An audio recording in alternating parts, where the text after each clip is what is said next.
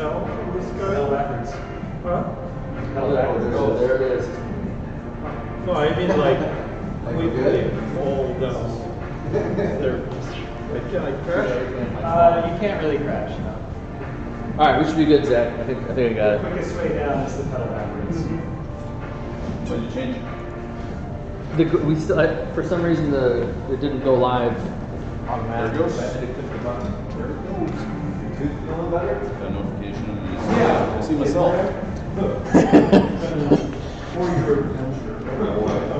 You can talk to the people, Zach. The people. The people. You just got doing the audio is going through that right now.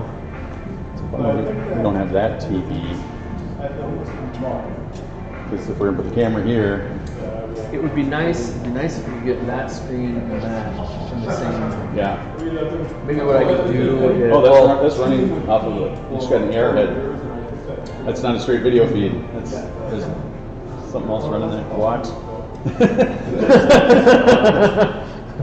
This is Um, so good.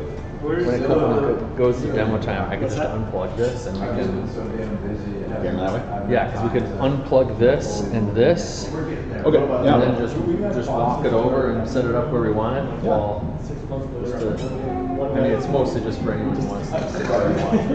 So I'm gonna try to like See the So demo. you know should meet exactly. But we have that down. We have most of like the main floor. I don't want to touch it. All the range. Oh, I love how you got the camera over there. Yeah. Matt, is there can we jack into this TV? Or is that? For what?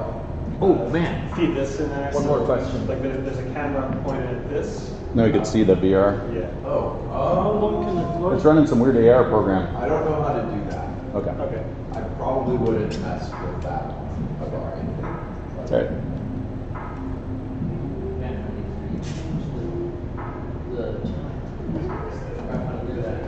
All right. Yeah, you should have timer on there. What do you want to change about it? Well, right now it is counting up, and it's at 6 hours and 30 minutes. We've been here. Oh, that's a little. No, that's right. That's the time. Oh, it's just the time. It's Yeah, just that's the the time. time. Oh, okay. Yeah, it's all good. That's what that's what it's designed to do. Yeah. It's a That chronometer. way people can look at the time and then compare to, you know, the 6:30, 7 o'clock, see where we're I at. thought you had it. I thought you had a countdown. No, that was it, yeah. So I think, cool, yeah.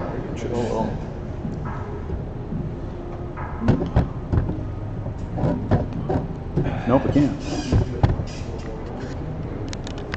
Heading down to, Fuji Island, my mom down You want to turn it? That's as high as it goes. No, you can do it.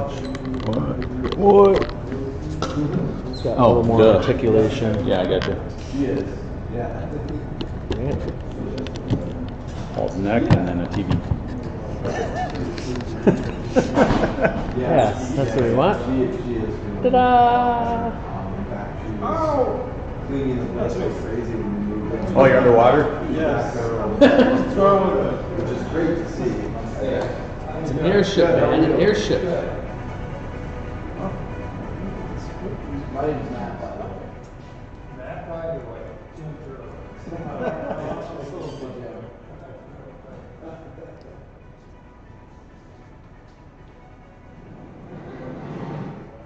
Yeah, that's pretty. What's that rainbowy stuff back there? On the cliff. It's gone. Like up in the air. It's against the back wall. Looks like a lighting. It's just lighting from quantum mirror. Gotcha. You stuck?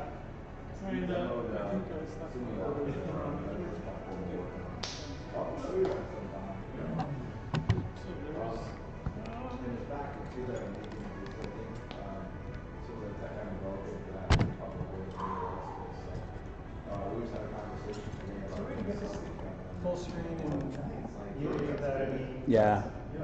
Oh, you already got it maximized. You already do. It's about the aspect ratio then, which should be right. I mean, you could try hitting up a lot. It only works in browsers, though, doesn't it? usually use a package that it'll full screen my whole editor. Oh. Huh. Oh, it's like an editor plugin? Gotcha. But like I've used that to run visuals that I can write to show. Yeah. In the editor. In the editor. That's pretty funny.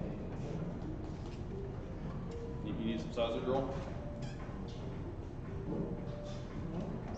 No cold.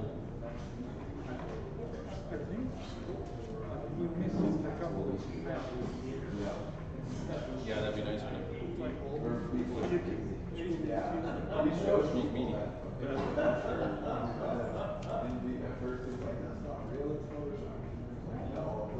So he took a picture of the shirt with his phone.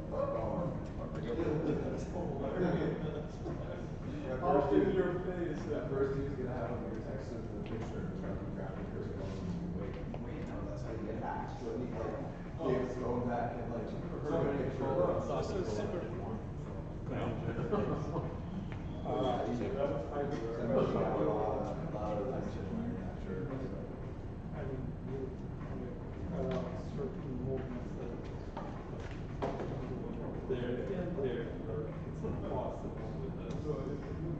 What would you recommend? I did you have a fan? No, I mean, couple of fast, that's for sure, so you can do the other way, just one. So back where they take the photographs, it's like, There's a truck right next door at a brewery. okay. It's a feature that you have. Yeah. Yep. So what's the format? Two parking lots over. Yeah, Steel Toe Brewery. You'll see them. They're not separate, like, you know, controlling the stores and the separate store. Yeah, so all Christian over there. That's right. In the home stretch. Presentation about Let's, yeah, it's live Airship. Right. We'll get to demo it and try it out. Yeah. I don't think we have anyone else presenting tonight, so we're going to leave us like 3 minutes. No problem. And 15 minutes. Yeah, we reserved like an hour for demo. Nice. Before they can do this, like 45 back. Everybody gets to try it. Yeah, Zach. Yeah. How'd you find it? Well, Yeah, you're right. Yeah.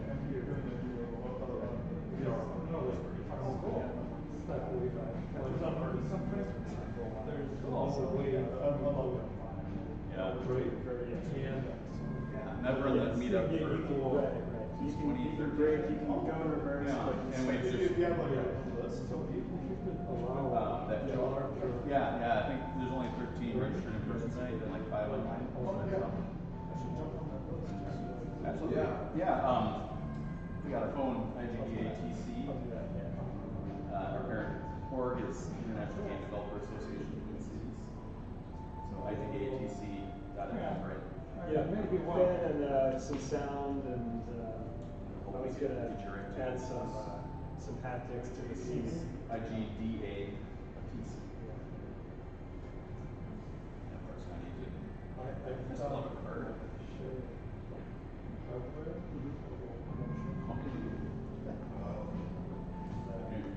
Print it out there and then pass it to somebody. But if you go on the Eventbrite, you can say add me to the email list. But it's going to be the 4th Wednesday through at least August here.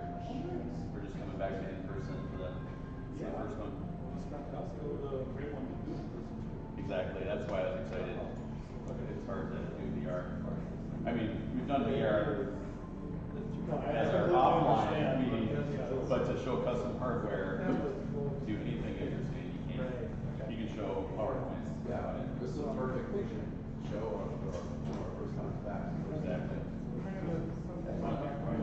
Yeah, are you gonna be in the upcoming next month? I don't know. Okay. Well, I'm not sure. I mean, things are always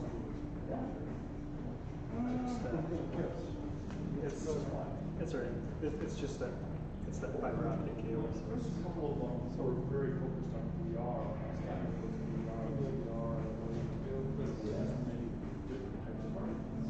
what's your focus there? VR. Like 3,000 square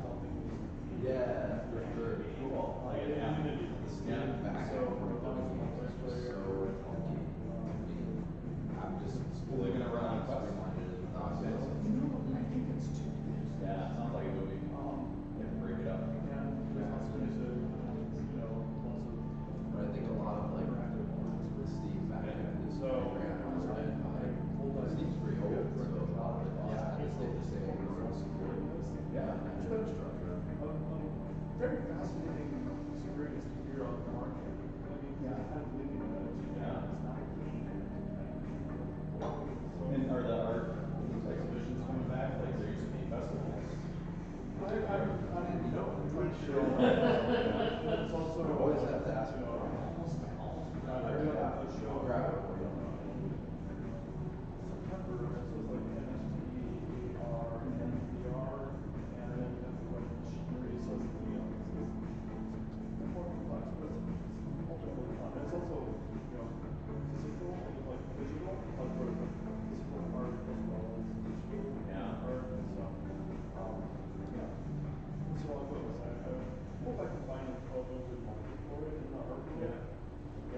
When you say physical and digital, is that where you're in VR and you can touch things? No, for me, it's, I create like little games that are, Actual objects, yeah. That you can go inside of. Oh. And set on. Yeah. Feel like really Cool. yeah, it's fun. And I also do like art works. I've done other things. Oh, yeah. So yeah. And the first thing that popped into my mind is where you bring physical objects and represent them in VR. Have you ever played with that? Yeah, I have. Yeah. You know, my first one was like, was 3D. Oh, yeah. Yeah, I guess. And then they asked me to, consider, It's just I imported my real painting. pretty tricky password. Since he was a kid. Yeah. How's it going? Good, yeah, good. Good to see you again. Water is, Yeah, your home habitat. Yeah, exactly. the water actually. Nice to meet you back in person. Also, you work with me good Perfect thing to show. stories that left me in the world. Yeah. Yeah. So, yeah. Cool. Hey, how's it going? Yeah. Hello. This is Philip. Hey, Ryan. Everybody's eating from the food truck that's 2 parking lots over. Oh, yeah, I think it was. You already had some? We're getting extra business tonight. Yeah. Went a little slow over there. Yeah. It's all rainy. Who's Deuce? That's the truck? Yeah. What's the story on that? So that was in town as part of VCon, the event this weekend. And I think some artist that Amir knows decorated this truck, and it was downtown at an art gallery. And Amir just jokingly said, we'll park it in front of our car for our VCon party on that Friday. And got here the next morning, it was just here. So, we lit it up and put some LEDs under it and everything, and made it look all cool. It's a vibe for sure. Yeah, it is, and I think we got some conversations started too. It's like, oh, we don't have anywhere to park this. And he was like, we'll just park it for our party. And it's just, yeah. I don't know how long they'll stay. Forever. Yeah. We have a truck. Is that sweat mode right there? Oh, it looks like It's an full screen thing. Oh, yeah. Is that for you? Yeah, Oh, let's I go know. there.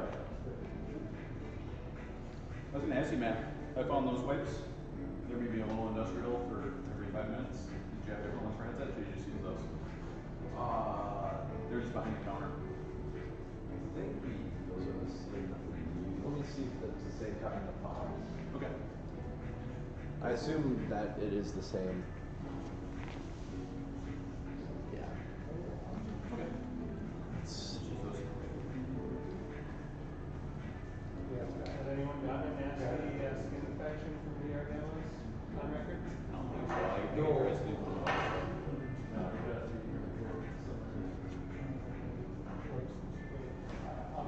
Just rumors of pink eye after GDC was witnessed. That was a few years back. What's that? Oh, yeah. Good luck. And then going right into VR. Right after. A lot of exciting things happening here.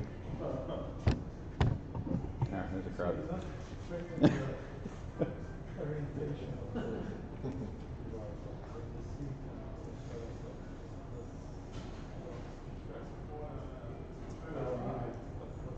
Hello. Welcome. More stuff.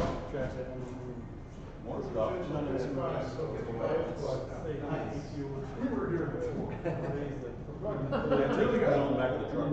that? Keep it on the truck really fast. Oh. So just like. More gift wow. Hi, how you doing? Good. Want to see it? No. I can't remember what, tell us what that is there. Yeah. So, I mean, if I just add a lot, I think so too, like, and then these, he brought these things too. Yeah, this was part of it. I would love to do that. These odd glasses. He works at, Metro. Okay. Passive. Oh, and that's what he's all reflects.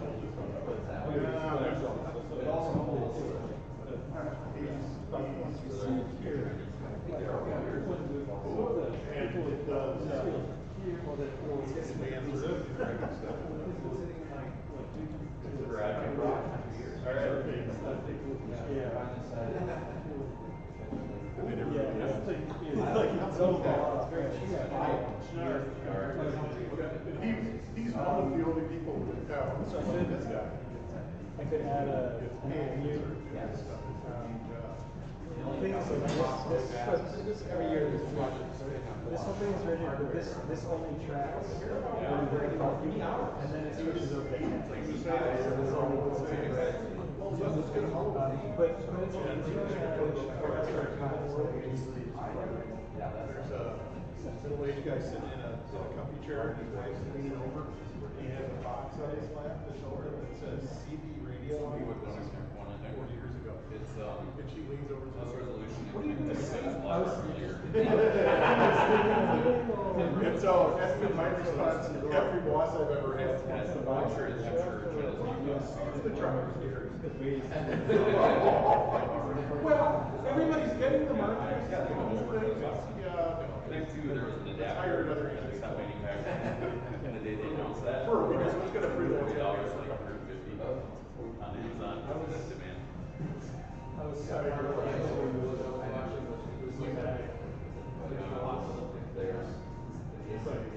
Yes, I like the back line. So when I got into business, when I first started hanging out with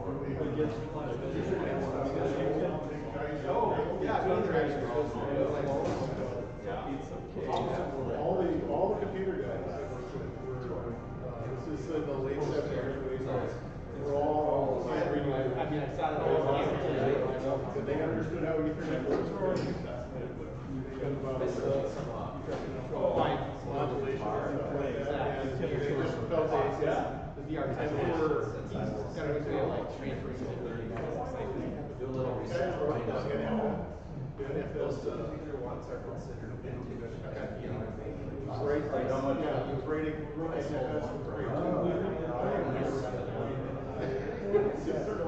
showed up at the universal right.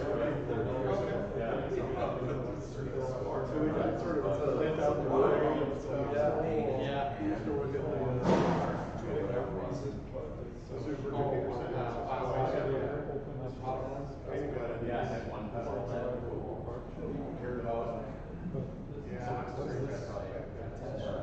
And it's so cool. That's why I hang out with you guys. Robert really will. After, whatever,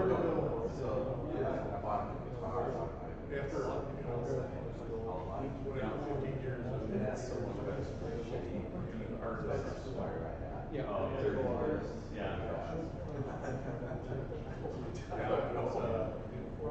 And so that wire went on. I came I went to one of these IGDA.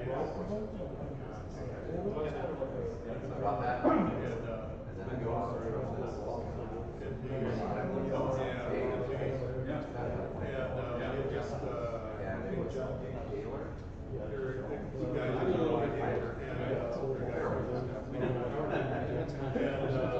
I had to ship the animation copies because of that. I shipped this piece of plastic.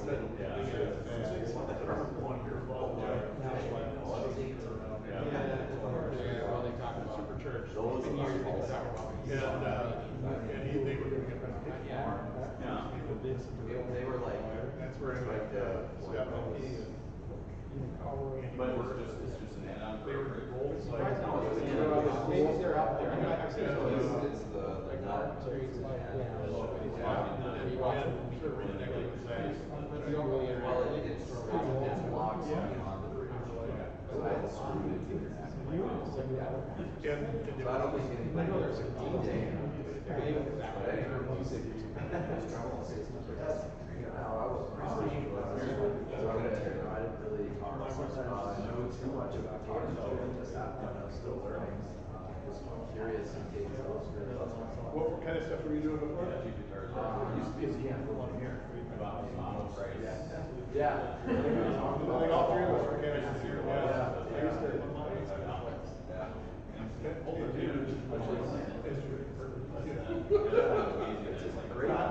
It's a great feeling where I wanted to just do something a little more creative. Well, I started doing CAD stuff in very early on. Right. Yeah. It's because everything was new. So it was sort of like, okay. Yeah. That was you need people to do that stuff. They're still around. Some software I wrote. Digitizing stuff. Oh, it's a Pauline's. It's a tracking thing, right? Yeah.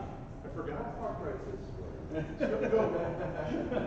You have the big got way too close to Pauline's before. So it's a washer. I have And all it's this is all my stuff. I You brought some toys. Yeah. This is stuff from work that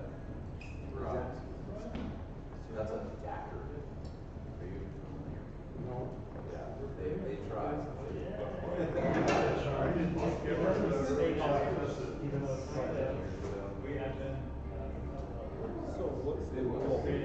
So they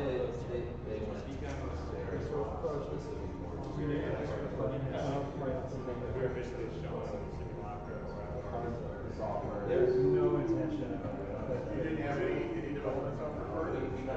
I'm gonna put up as much. I have 4. Instructions to build plans so I can activate it. Replace it or try it out. They got so they sent production. But really it's just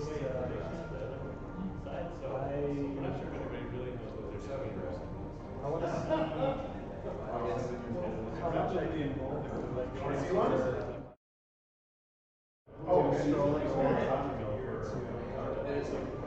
It's the fact that to this, so at least I'm getting some exercise. Oh, we should just but just generally getting around the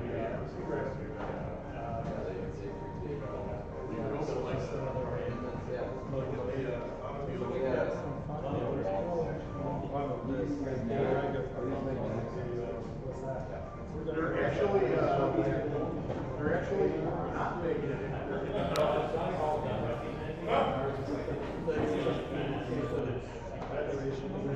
so all this stuff is going after this.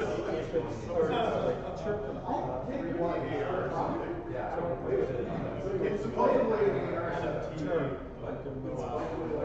It is, and it also has video. So the idea was you're walking around in the building. But rather than doing stuff like that, I'd like to See the plans. They're also going to see. not use Facebook as a Oh, you're They're already on There's there's a video. They're ready to go. So there's a lot. I think there's a lot of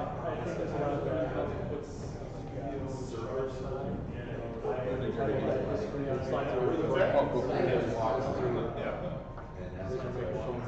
One I'd minute. like to commit to using their Grabs API. So how did you know where you were?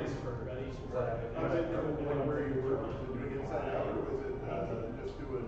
Yeah, instead of that.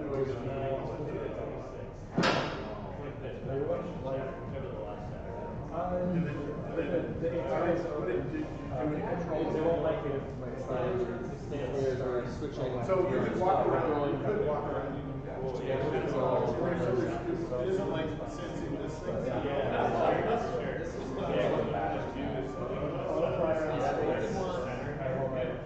Flip that around. I've got a scene that's got They never. You need the CD slot in the IGDA.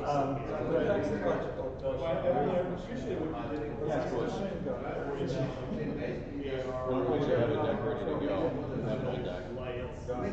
Yep, does the inside out, yeah. It's like the. What am I dreaming about? I didn't even think of that.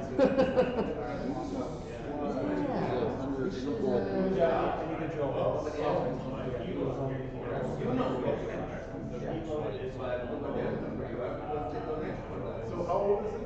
When were they used? I totally agree.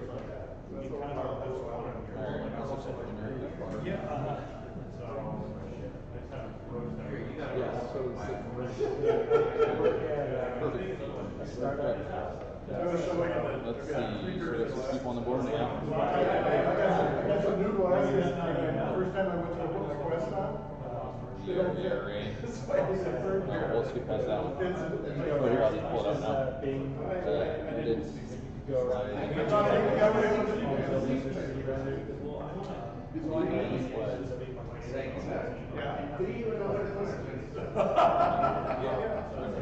You're just your phone, you can leave a slide. Put it at the end. Yep, exactly. Done. Sharing. Which email you like?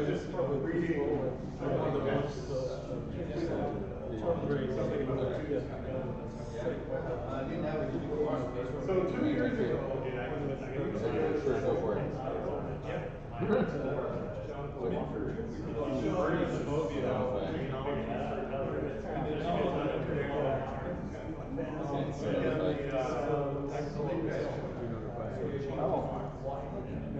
Who has access?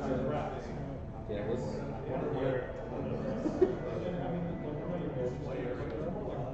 Maybe you already have access?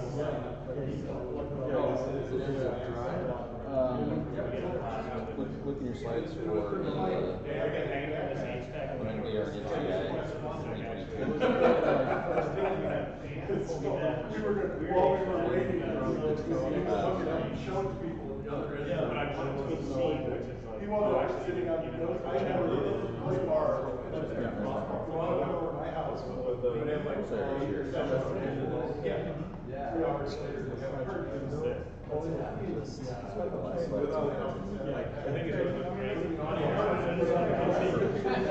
My wife tried to come 2 or 3 of us. But we did the lease with more stuff like that.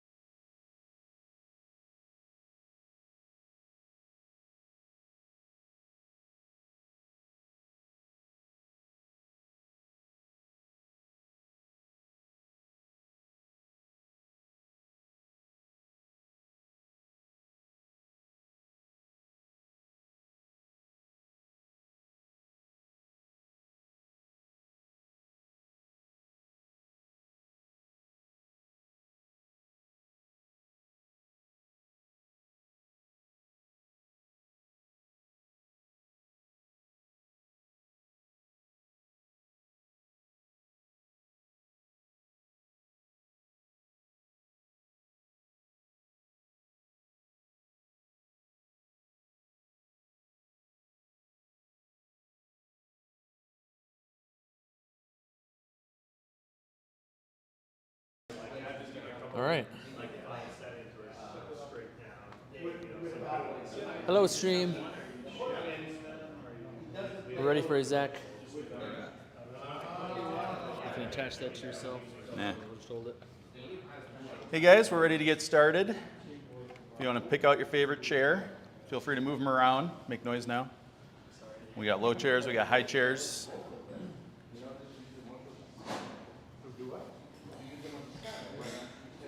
So welcome. I got a text. A few more people are on the way, fighting rainy traffic. But this is our first meeting back in person. We're going to do a whole series of these, at least through August, and then see how much REM 5 still likes us. And speaking of Huge thanks to Rem 5. Thanks, Rem 5. Thank you. Let's hear it for him. I was going to say, haven't I been to Rem 5 in the last few months? But that was just one of their events that wasn't an official event for us, right? What event are you talking about, Scott? The mirror thing? Oh, yeah. That was official. Was It was a while an ago. IGDA event?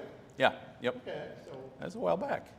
We got a whole series every month now, fourth Wednesday. Show up here at Rem 5 after Really? registering on Eventbrite. Yeah. Sweet. And I've been itching for this because we got some beautiful custom hardware over there to show you that Paul made. So MNVR and HCI meets on the fourth Wednesday of every month, and we'll be here for a whole series of months, hopefully forever. And then our parent org is called International Game Developers Association Twin Cities. Let's see on the stream, it's that direction. Your head. And they're our parent organization. And how do I advance that, David? Like this? There we go. This is our agenda. We have now made it to 7 o'clock, and I'm babbling at you. We also have some community plugs and announcements that we're going to do. And Brian, did you want to start with? The date on your slide is from Shush, the last time we shush, were shush, shush. Is there a website you'd like me to pull up? Oh, no, I can kind of do it live. Gotcha. Or, in the early phases. Step in over here. I'm on the internet. Yeah. Looks like that. Sweet. How's it going, everybody? I've gotten a chance to meet most of you, but if not, come say hi over the course of the evening. I'm Brian Scalick, work here at Rem 5, do a lot of our special events, marketing, wear a lot of hats like we all do here. But something we've got coming up at the end of June that I'd love to have you all come out to is our event series I've been running called ESC. It's the Experiential Sensory Collective, which tonight is great because Paul is demonstrating his project from our last event, which was at the end of March. But basically what we do is we deck out this entire space with projection and interactive experiences, some in headset, some not in headset. But what I'm always looking for is connecting with creators like yourself who are making side projects or AAA projects or anything in between to actually give a home and demonstrate. Philip has been a past artist as well here in the audience. Matt has shown off stuff. I've shown off stuff. So my big thing is how do I meet more people locally and how do we show off more fun projects that can actually have people demo them in the real world, because we know how hard sometimes it is in pushing your product out there and hoping that somebody tries it out. So that's the whole point of that experience. So it'll be Saturday, June 25th from 7 to 11 p.m.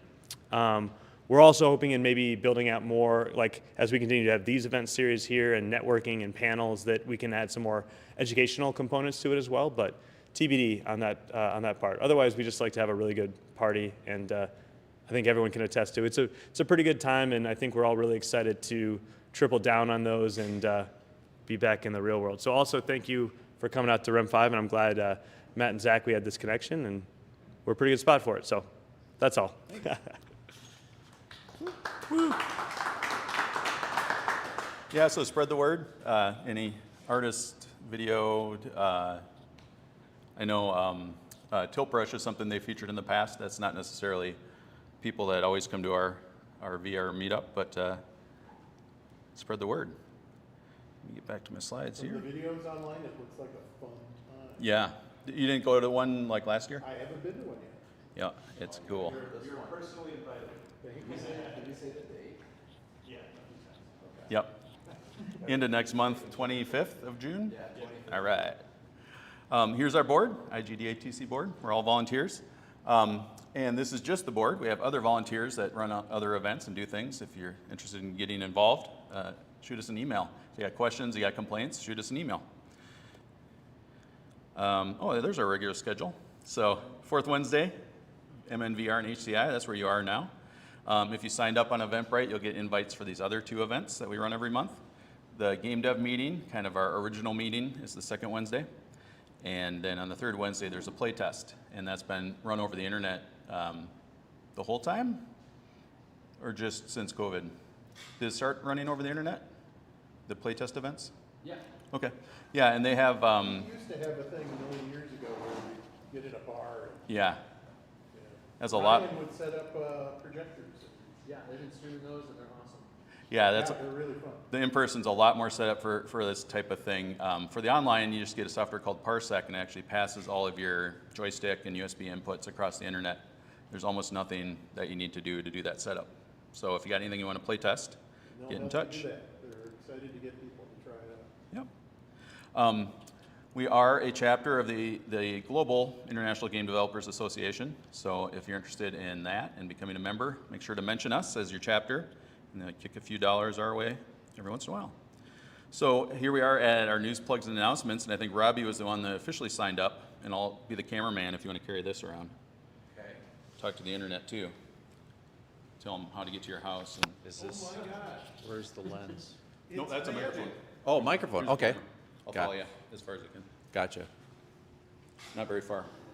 I don't know what. So my name is Robbie Halverson, and I've for many years ran the Maya user group here in town.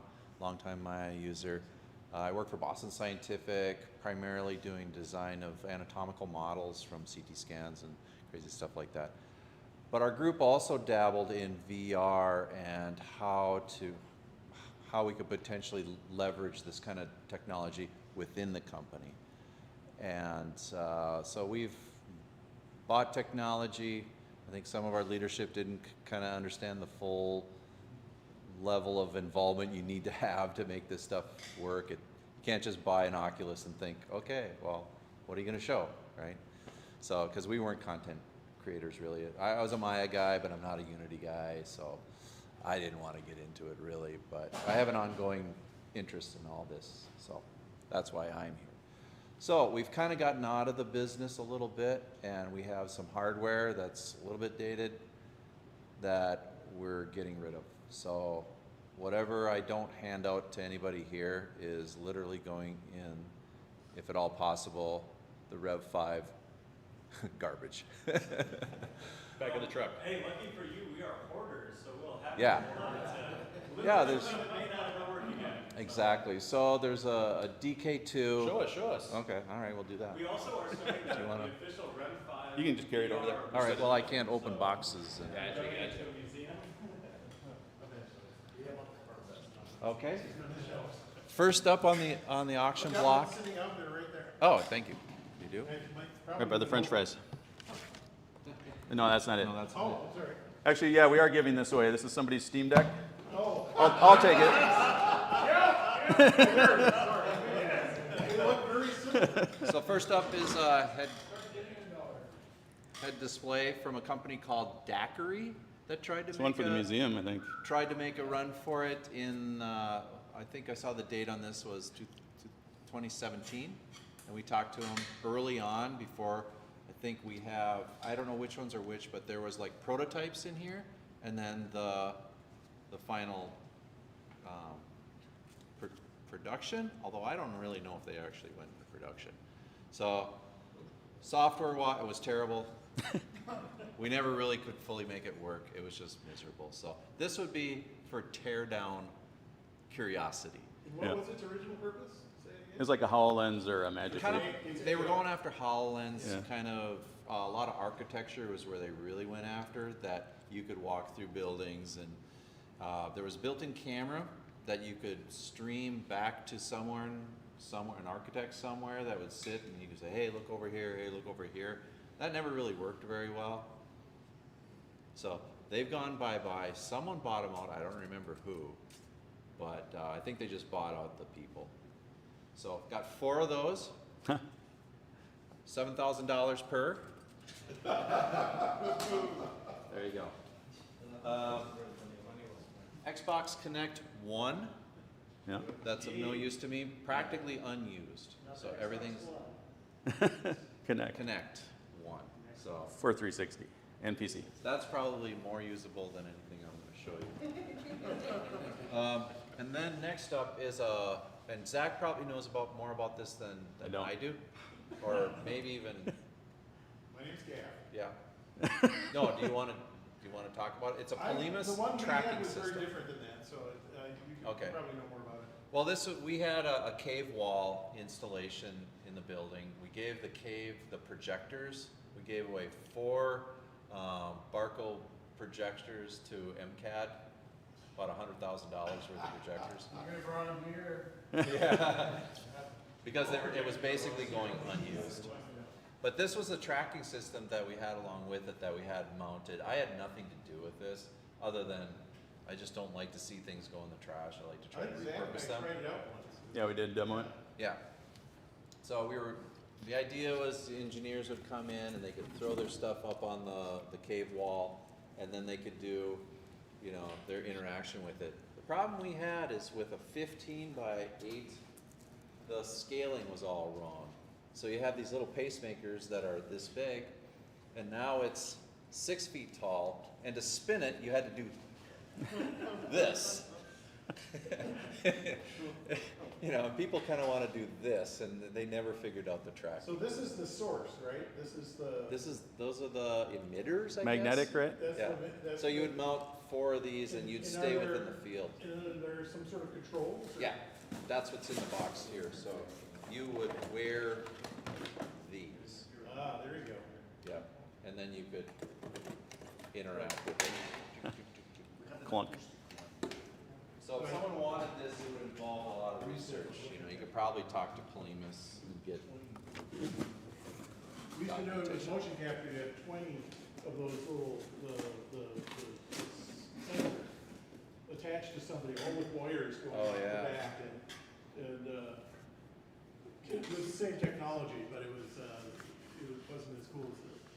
Yeah, this was already installed when I joined the group 7 years ago, so it's at least that old. I don't know. It would be a very special person who would find any use for this, but I thought I would bring just in case. We got special people. What are these? That's more daiquiris. Oh, I have 4.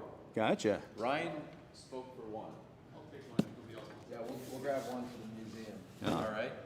Like I said, it might be cool to just look at the tech, rip it down. So, congratulations. You need a daiquiri? Sure you do. I was gonna say, I'm surprised No. that Paul had grabbed. I thought you needed magnetic emitters. No, my No, I boss know. has shipped me a lighthouse and some trackers. Yeah. why How, not? how bad can this be? The question is if can you get it working? It's got a compute pack. That's cool. Yeah, it was like this Linux-based, and it would like trying to connect to it and download it. It was miserable. It looks like you also got a pretty clean looking DK2. Yeah, I don't even know if does anybody look for those anymore? I'd take that if nobody else wants it. I wrecked mine with mods. I have one that I'm looking to get rid of too. Okay. So yeah, anything else? That's it. All Thanks, right. everybody. So anybody that's watching on the internet, you got to get into the chat, and we got to watch the chat. Give me a minute to get in there. All right. And then start shouting if you want any of this stuff. I'm watching it too.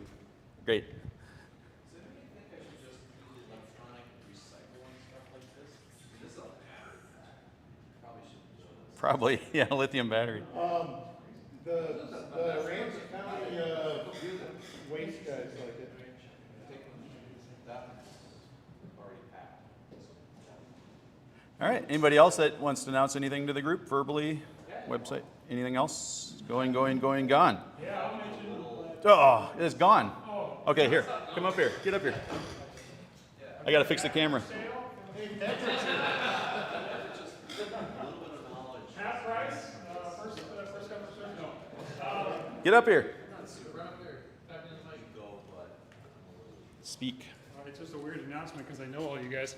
And just, There you go. Perfect. Give it like a foot away from your mouth. no, I just want, we're streaming. Yeah. No, I just want to mention Puzzlefox, my company, my team, we're kind of like hunting client work now. So if you or your company need to fill some gaps or you want to outsource a project, that goes for people in YouTube land. Where's the camera? Right there. If you're watching this 6 months from now, it's too late. We've already been spoken for, so first come, first serve. Yeah, and you hosted us last month and a couple months prior. I will say, Puzzlefox Park's feeling a little empty tonight, Yeah. but it is good to be back in person and see all your faces. Birdie's probably there, but where's? I'll just go back into VR by myself when I get home. That's it. Oh, alternatively, if you or you know somebody who has money but doesn't have a project, that's okay too. We can work with that. So, there you go. Thanks. You would take my money. Okay. All right. So yeah, let us know if you want to share anything next month. And we are ready to get rolling. Where do you want to stand, do you think? Back there. Okay. Excellent. You'll probably want to clip this guy on All right. somewhere. Is it a microphone? Yep. Like your shirt pocket, maybe? Yeah, sure. Check one. There's your levels. Yeah. Oh, good.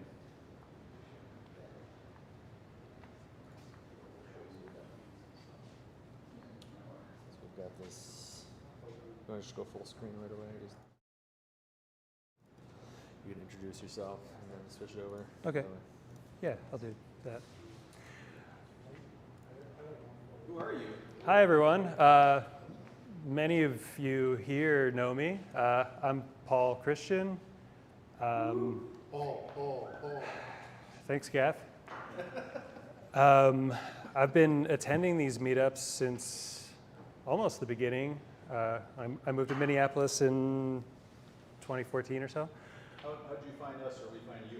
I don't remember. I think I was just frantically looking for VR jobs way too early. And then got into remote web development for another 8 years. But now I found a VR job, unrelated to the project I'm presenting, but I do work in VR full time. So I guess the way it's related is I wanted to just deep dive into Unity and just fill in some gaps and just get spun up. So I don't. You skipped the best part of the story. Paul shows up and he said, "Yeah, I made a glove. Oh yeah. This got epics. This got 6-stop tracking, and this is before the deep." I was just gonna say, could we say that the whole reason this group is called the VR HCI group is mainly because of Paul? No. It was named that before Paul. Okay. So I was gonna say, almost all of the HCI stuff I've ever seen has been Paul's. Yeah, in the early days we had a lot of Connect and Hydra and different kinds of things like that. And really, I mean, we love AR too. It's just nobody can afford it yet. So. Yep. Everyone loves AR. Most of the reason I'm even interested in VR and AR is because I can't stand sitting at a desk, but I also can't break myself away from a computer. Like most of what I want to be doing relates to computing. So yeah, HCI is a way to just kind of explore alternative ways to interact with your computer. And one thing that VR is sort of lacking is just a fun way to get around that involves moving your body. One of the most common solutions is just to teleport, and so you end up just like laying back and not doing anything. Yeah, we have really long winters here in Minnesota. So I've learned that people tend to, buckle down with an indoor project. So this is my winter indoor project. Let me start the presentation.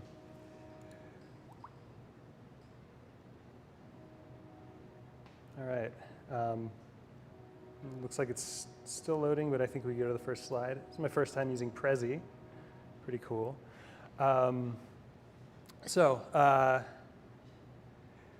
Let's actually start with this first sub-slide. When I was living in Philadelphia, lived at an art house, we had a lot of scented candles around, and one of them ended up on the roof because we'd party up there. And this is a macro shot of that candle that got some water trapped in it. And it just had me thinking of Buckminster Fuller.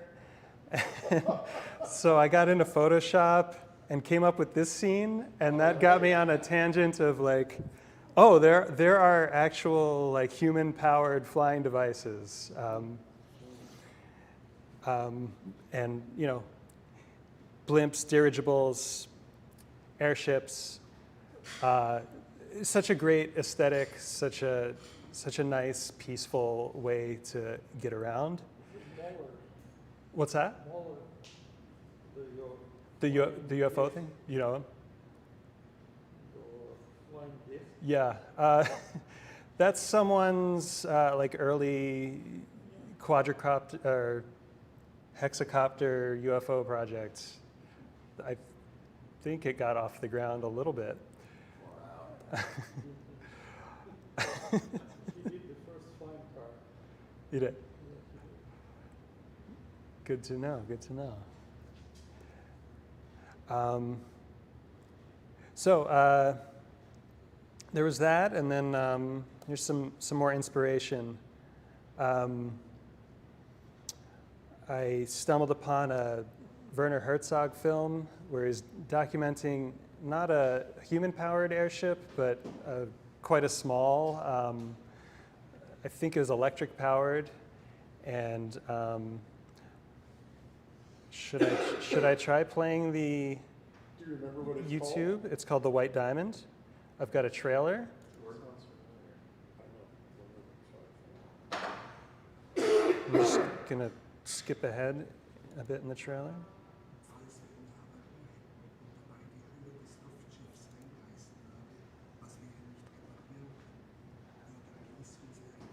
So this is where some of the aesthetic came from.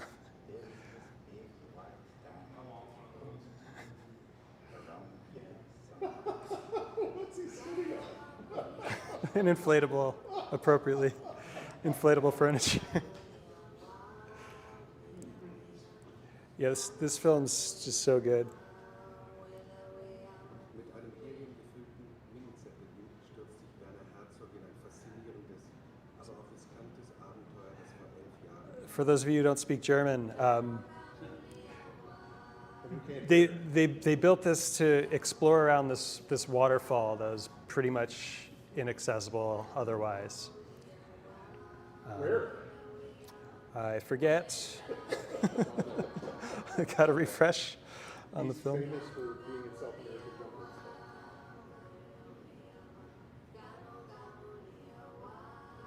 I mean, it's funny that he made a documentary about it because he hates documentaries.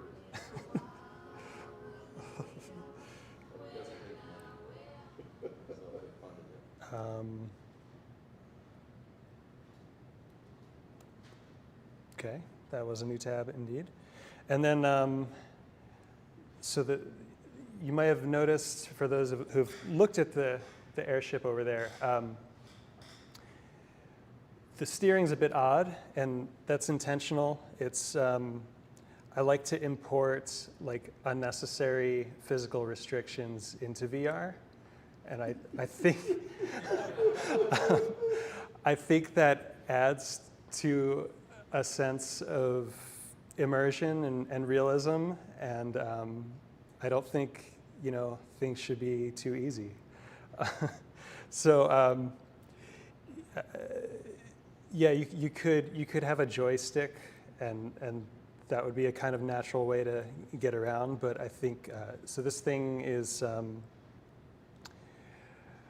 I have a physics simulation, and I've tried to make it as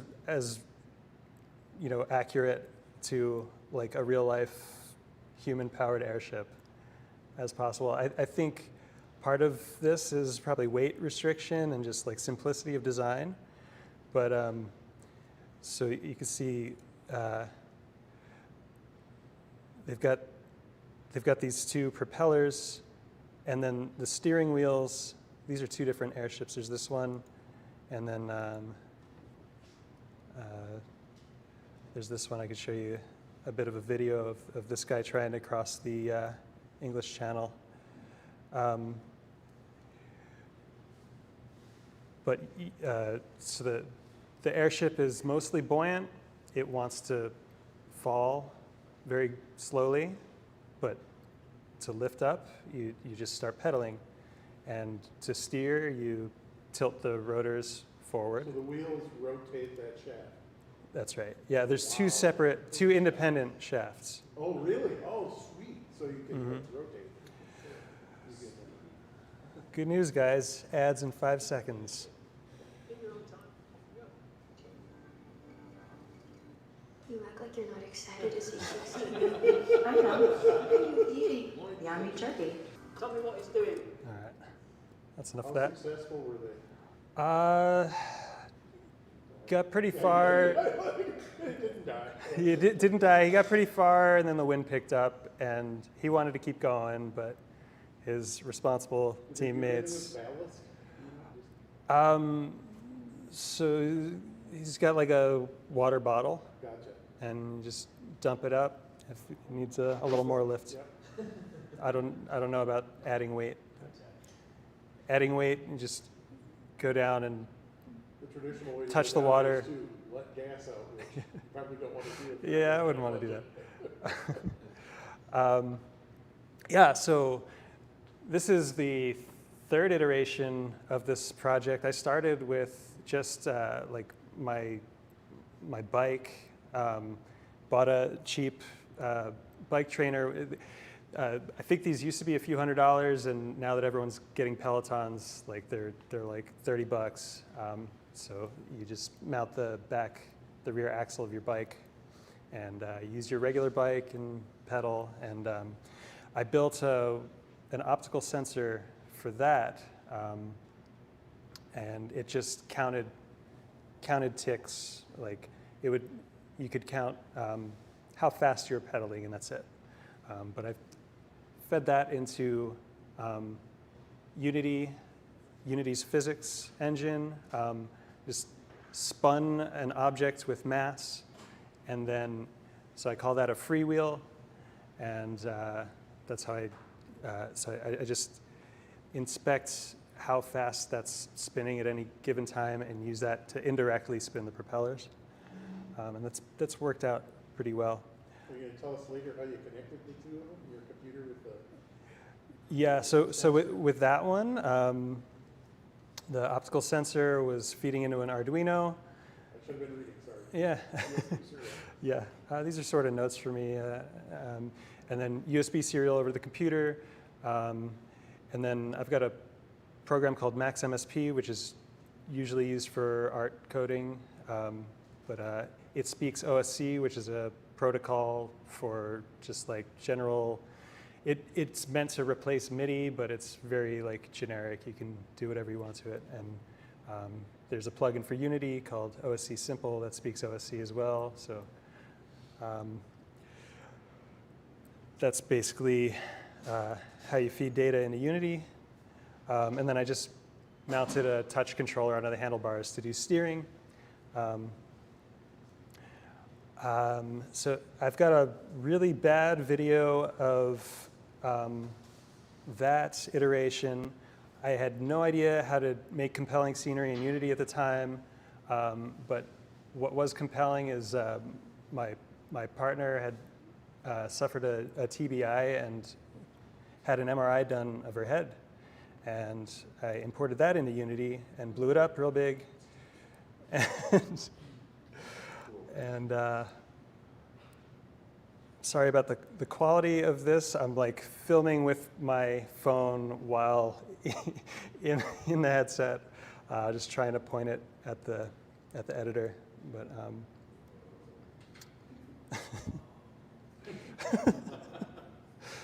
there's my shadow.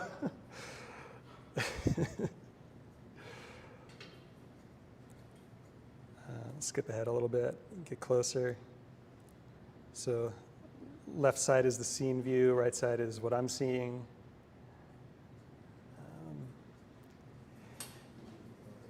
And the steering was pretty cool. It directed a fan on the back of the bike, well, the model of the bike, and but then to go up and down, I just like used the thumbstick on the touch controller, and it was really awkward. Yeah, so that's that. We were there. Here's some photos from that project.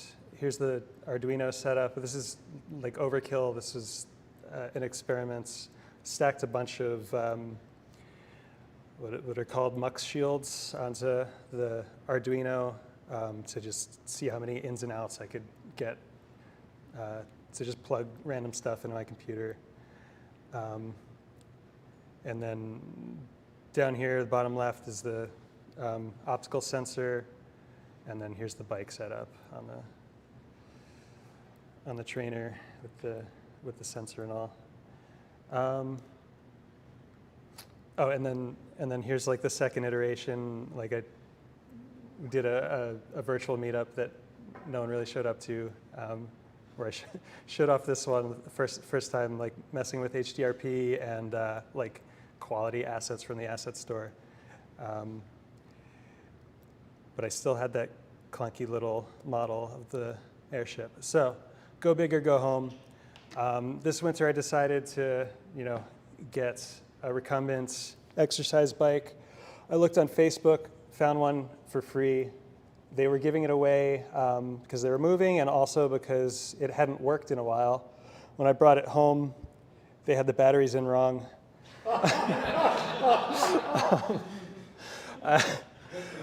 But I don't need the batteries anyway. I removed them along with like the control panel and all that, and just got to work ripping things apart. So it was some sort of fancy. It's got a screen on it. Yeah, it was probably a few $100s, years ago. Yeah, here's the screen down here. Well, okay, so a thing to know if you're ever going to use Prezi, it wants all your photos to be horizontal, and even if you rotate them, it rotates them for you. Okay, so that's that. So here's the architecture generally of this project. In this like trapezoid down here are the sensors that have built in to the bike. So we've got just some potentiometers on the steering wheels. Got some sliders and knobs that work, but they aren't actually like doing anything in the VR environment yet. The optical rotary encoder is what I'm going to talk about most. It's what took up the most time, and there were probably easier ways to track the pedals, but I wanted something built in, and I didn't want another device to add to the network. I didn't want some wireless connection, and I guess another option would be to build in an IMU onto the pedals, but then to wire that, you would need a slip ring. A slip ring so you can wire across a rotary joint. The seat is adjustable, and that's tracked with a super cheap ultrasonic sonar sensor. That was like the easiest thing to set up. I just hot glued under the track, and it just worked. And then this thing has a stepper motor that controls the resistance of like pedaling. And it was controlled by, you have like there was a rotary knob on the control panel, and you'd turn it like twice, and then that would trigger like one step up. And yeah, rather than go directly into the stepper motor and try to figure out like the limits and all that, I ended up simulating the signal that you would get from a rotary knob. So this like project is a lot of like just, okay, I want to understand rotary encoders because I think they're cool. Can I ask how the stepper motor, how does the stepper motor, how is it connected to the drivetrain? Yeah, there's some kind of like magnetic resistance thing in there, and it like expands these radial magnets to add resistance somehow, and that's connected with just a belt around the drivetrain. I think I have a a photo that I could point it out. Some sort of clutch kind of thing. Yep, yep. Okay, so that's all the internals, and they're all connected to a Pi 0W. There's a little Raspberry Pi computer that runs on 5 volts and has Wi-Fi and Bluetooth and a bunch of GPIO. And then there's this, I've got that in here in this little housing that I 3D printed. And then this is a little breadboard. I love this configuration, just like tiny breadboard from Axeman and Raspberry Pi with some headers, and then like you got a little project computer that you could SSH into and start building. So with Wi-Fi, I could SSH from a terminal. I could edit code on there. I could run the code and have it spit out diagnostic info. A better way to like monitor the sensors and all is with Max MSP. You get a graphical node-based interface. So that's kind of my diagnostic program. And then Unity, of course. And then here's the wiring diagram. It's sloppy. It was my first time using fritzing, which is like a hobby. It's great to have all the components in there and like they all snap to these little grid things. I wouldn't have been able to keep track of all these wires otherwise. But yeah, that's basically it. One thing I'll point out is this MCP 3008. The Raspberry Pi doesn't have analog to digital or digital analog. So you need an extra chip that you interface with, I don't remember if it was I2C or what, but digital interface to the chip, and then you have analog ins and outs. Yeah. Here's a screenshot of the Max MSP. They call it a patch. Like this mode of coding is called patching. So I've got this circle that tells me that it represents like my pedal position, and the steering wheels, the sliders, and those 2 buttons, seat position, and then I've got some. I register devices to the Raspberry Pi, and then it just updates any devices that are registered. It just shoots out OSC messages to tell everyone its current state. So you could theoretically like have another app that's just a viewer that like you could look on your phone to see what the thing's doing, and I could set up Unity to send OSC to say where the thing is in the scene, and you have like just like a low poly kind of representation of your scene. So that could be good for like asymmetric games that are like local and. Is your rotary encoder single turn or multi-turn? Single turn, I think. You could tell me. You're tracking position on a circle. So this is apparently called the rotating drum problem in mathematics and engineering. So yeah, rotary encoder. This is the inside. This is this bottom piece. That's what the pedals are turning, and what comes factory installed is that hot glue. These magnets are hot glued in place. So there's 2 of them, and there's a reed switch. Yeah, actually, let's go to our magnets. How do they work? There's a reed switch patented in 1941 that a magnet passes by it, and it closes the circuit because It's all original equipment. This is what that's what's in. It's still in there. It's just not hooked up to anything anymore. But I started with that just as a proof of concept. What you can track with that is how fast you're pedaling. Okay, where can I go from there? I hadn't decided on going crazy with the rotary encoder yet. My partner said, I think you should be able to pedal backwards. I'm like, okay.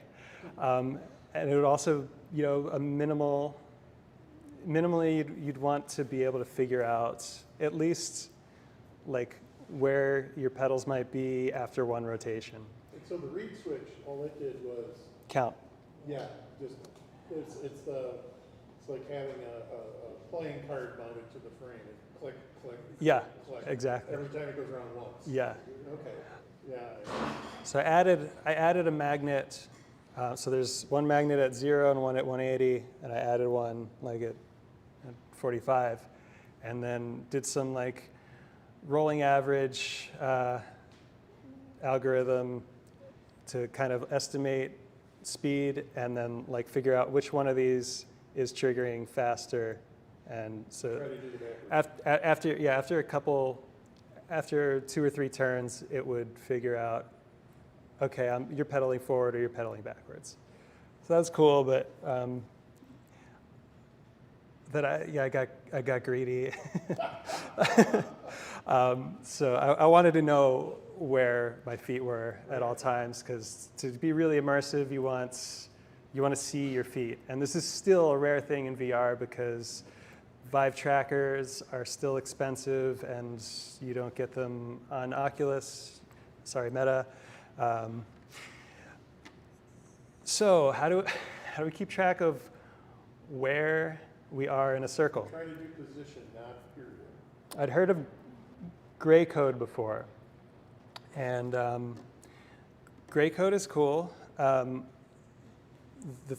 So what it is you have some kind of sensor reading on or off, binary. In the case of the reed switch, it would be magnet or no magnet. I was already familiar with optical sensor, infrared, phototransistors. So I have a 3D printer. This thing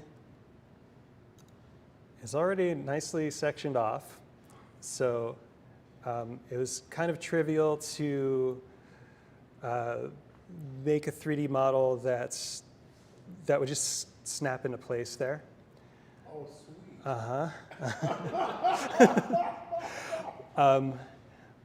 But with the gray code, I was thinking, okay, so gray code works by, or rather, it would work if you just have a unique binary code at every slice. Gray code is special in that each adjacent slice differs by only 1 bit. So you could do some error correction because trying to read 0 or 1 off a physical object is not so foolproof.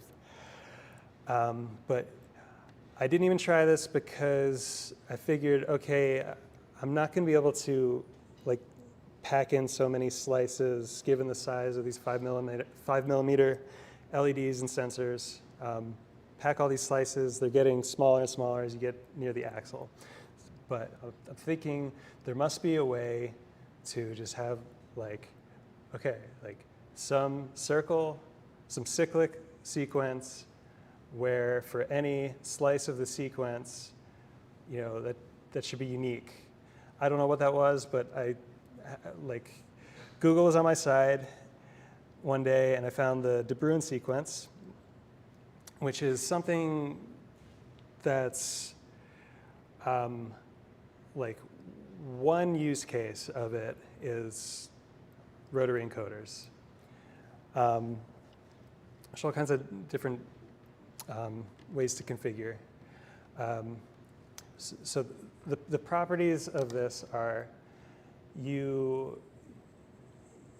it's up to you to choose a word length. So by word length, I mean how many adjacent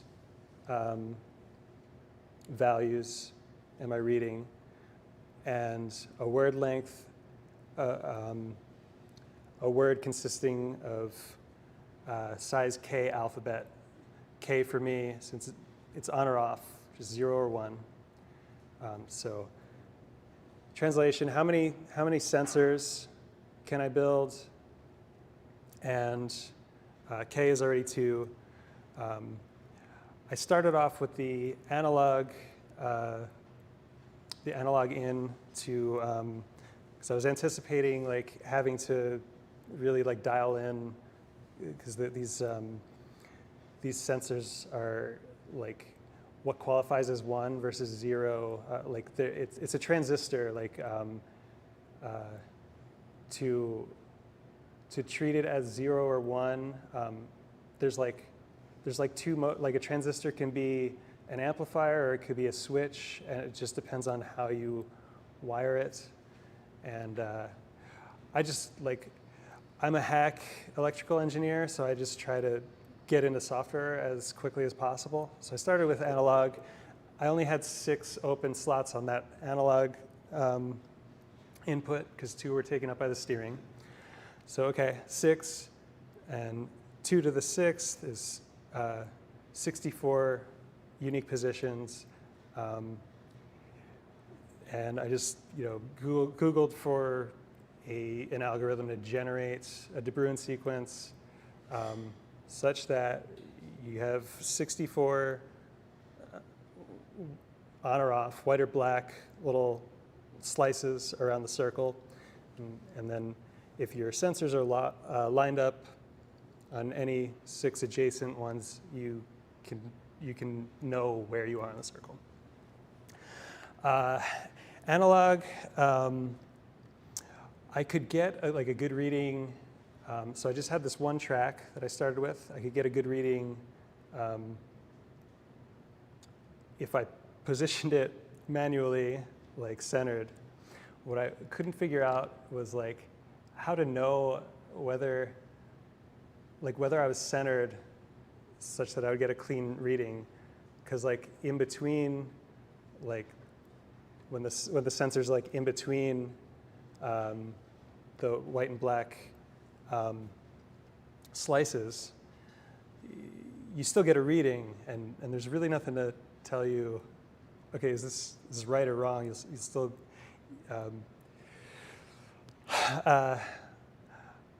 I could go really deep into this, but I think it might be boring for a lot of people.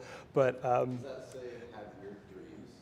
Had weird dreams. Yeah, I spent a few days just trying to like just approach this from code and like just seeing how much I could clean up this messy data and how much I can infer by this data coming in. And I'm aware that this is a solved problem, I'm sure, but like I'm not an electrical engineer, and it's interesting. It's a fun little puzzle. Let me see. An artist would just put my feet below the bottom of the frame, so I didn't see the feet. That's what the artist would say. I don't know if that's how the artist That was my first. That's how the animator would have done it. He didn't have enough time to transfer it. The screenshot was a little small, but yeah, that was my first go. It was like you had an enclosed chassis. But yeah. Yep. So you buy a rotary, but then I'd have to like set up a gear system or something, because like how do you get it? Connected to your You already have the axle going through the wheel. I don't know. Yeah. There's like a dozen simpler ways to do it, but this just turned into my pet project. There's just some JavaScript used to generate the sequence, and the interesting things, like, so you have the sequence generated, and then like you need a fast way to like look up okay, I have a reading, where is this on the sequence? So you just take that array of, you like crunch through each position, what's the expected reading at that position, and then you like bit shift that into an integer and use that as a lookup key in a hash map. So when you get the reading, you convert it just in an integer, look up the value in the hash map, and then it tells you where you're at. Yeah, I want to see the picture. 64. 64. So this is the first go around. And you've got 6 sensors. 6 sensors. And they're all Single track. evenly Spaced. Same spacing as these. And this is 3D modeled with. So it snaps onto the thing. It snaps onto the thing. Oh, that's so cool. And this is a data-driven 3D model. So I grabbed the array that JavaScript spit out, and that's right here. This is the sequence. And then I mapped over that, and I've got some, this is a closure wrapper. Closure's a Lisp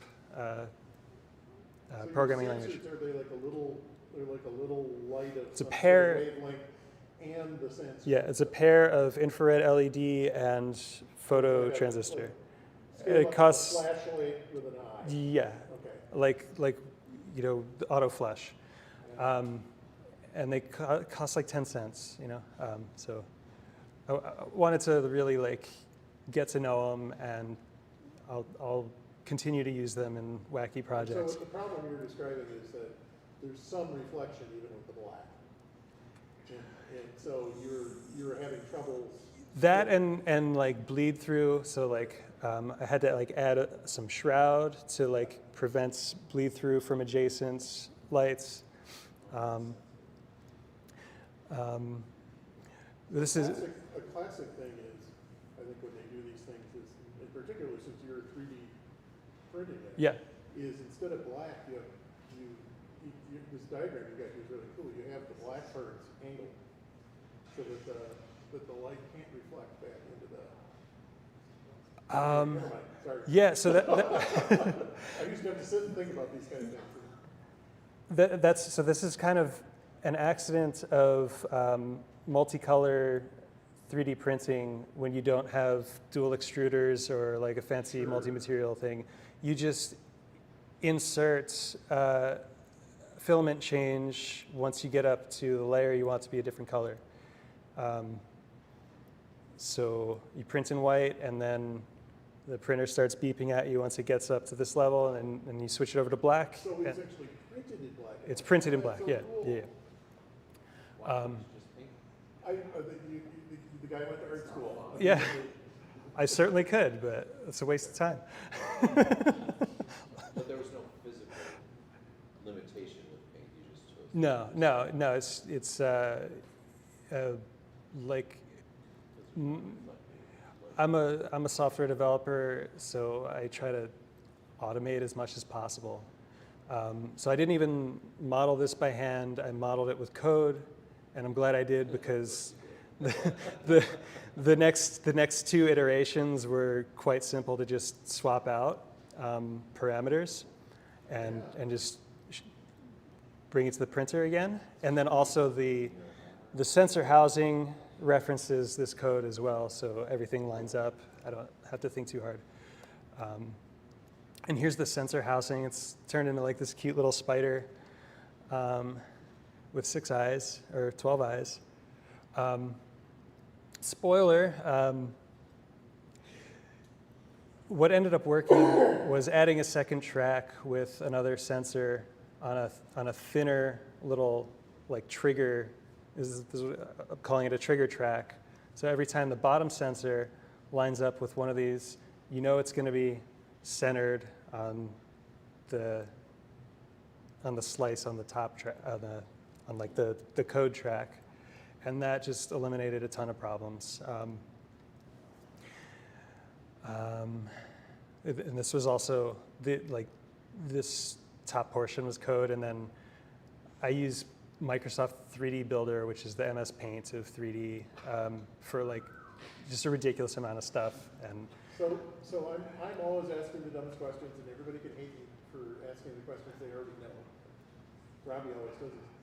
So I was thinking you had sensors like 1, 2, 3, 4, 5, 6 around the whole thing. You don't. They're all like right in one place. And you could do that, And but you're there's measuring how much of the white or the black you can see with the 6 sensors.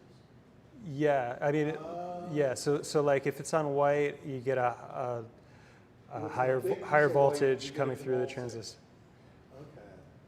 Okay. And oh man, and then, but this is great mechanically because it's all compact in one place. Oh, Well, no, the thing I was describing where you'd have to have a sensor all the way one every 30 degrees or whatever. Sure. Would be hell to make. Yeah, it'd be hard to attach. I think you alluded to earlier, or told us, I didn't fully understand. There are mathematical problems with doing it that way because you don't know where the rotation is. Right, but I was thinking. That's why you go to I was thinking he was combining both of them together. And so that having them evenly spaced, that the smaller squares can't be touched by these 2 sensors. When these, this is great. Yeah, and then all the different. So go back again about how you have 2 rings now. Yeah, so outer ring. I mean, he just went over it really quick. Like he had Yeah, rings, but outer ring out here has the code on it, and if your sensors are centered on on each of these, like they're this wide, the like each position. If they're centered on that, you get a decent reading. But when you just have that one track, like I couldn't figure out how to figure out if I'm centered on it. So second track, and then like I was just trying my hardest to just use those 6 inputs, the analog inputs. After a couple days of headaches, I'm just like, all right, switch to digital. Analog was too slow anyway because I wrote this in JavaScript on Node. Like it's calling C++ under the hood. There's GPIO libraries in C++, and then there's Node wrappers for those who are at all familiar with that stuff. So there's a little bit of overhead there.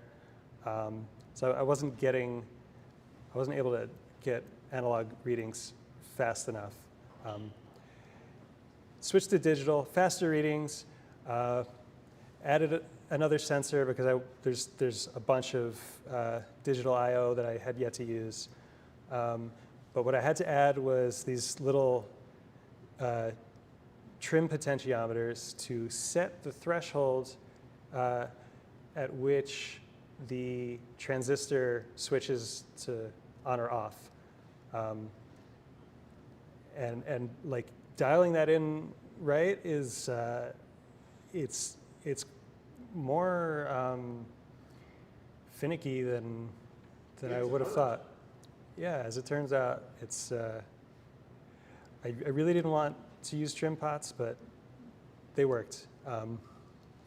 So like sometimes I have to tune it, and there's probably ways to get like cleaner power, and maybe ways to set the thresholds digitally. Maybe I'll investigate one day, but maybe I'll just do something way simpler. But here's the code that reads the sensor and then parses it into a position on the circle for anyone who understands Node.js. But if you really care, you can look at my slides. They're online. So here's all the waste from 2 failed iterations.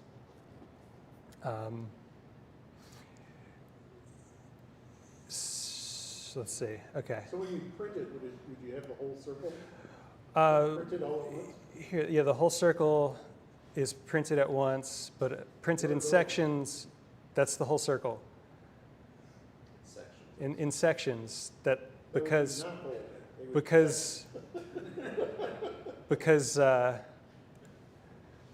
this has these sections. So they snap right into place. I also add a healthy layer of hot glue.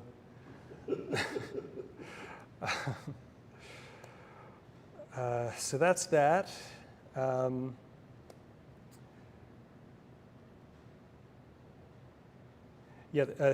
This here, this was at the MIA exhibit recently.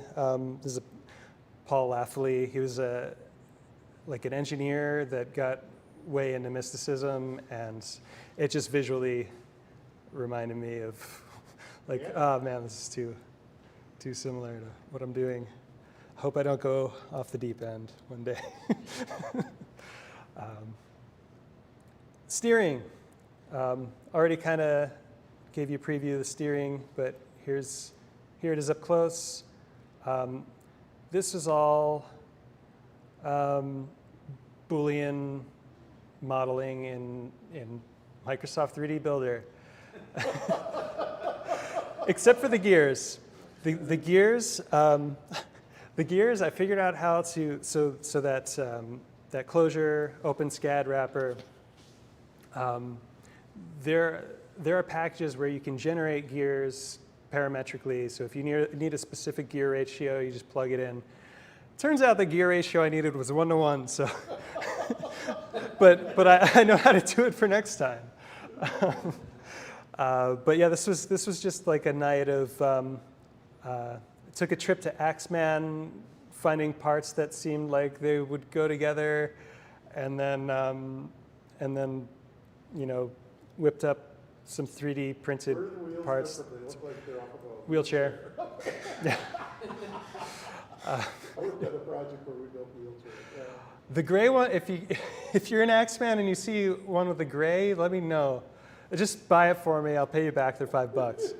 But like, I can only find these black ones now, and my model is just, the gray's a little bit thicker. It fits better. So yeah, a lot of just like modeling and subtracting geometry from other geometry, and like thinking real hard about like, oh, what like topology, like how's this gonna fit in? And yeah, it's a brain buster, but that was a fun night. This is like the first thing I did, and like I did it in a weekend, and I'm like, man, I'm really off to the races here. And then I did that rotary encoder and wasted a few weeks on that. What's this? Yeah, virtual facade and environment. So let's get to the Unity side of things, the environment. This background is actually not Unity. This is from Mount Washington. I was in Seattle. About a month ago, hiking with my mechanical engineer friend Mark, who was coaching me through this process, telling me to solve as much as you can mechanically before you try and clean up noise electrically, which is a great tip. But he also wanted to show me these trees which look digital, like yeah. For the escape event here, to cover up the weird avatar model that I had, and also like go with the kind of burner vibe, I used a grass shader with like just like funky colors, and it's like you were wearing like this Technicolor fur suit, and that grass shader is just like layers, and it looks just so much like these trees. That's why I included this. Got rid of that because it was doing all kinds of weird rendering artifacts. I suck at Blender. I haven't put my time in yet to learn Blender, but I always thought with VR, you should be able to just like, you know, grab that vertex and move it, or, you know. Gravity Sketch is, it took me an hour the first time using Gravity Sketch, it took me an hour to just put on my headset and literally trace the bike.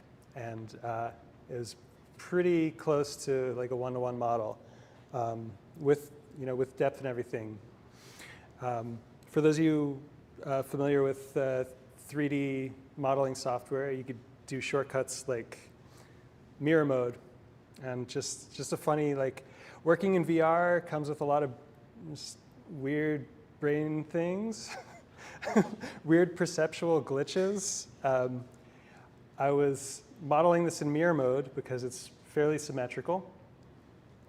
And, like you do one thing over here and it's mirrored here.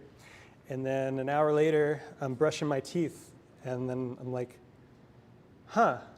I'm only brushing one side of my mouth and expecting this to get brushed.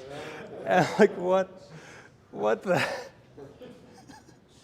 Glad I caught myself. And then the balloon was what do you call it? Like a lathe. So I just by hand, a few times, took a few tries, and a nice little balloon.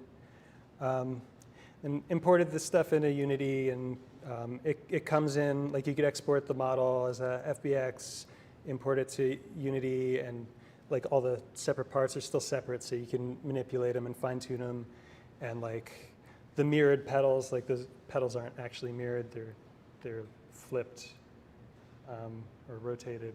They're rotated.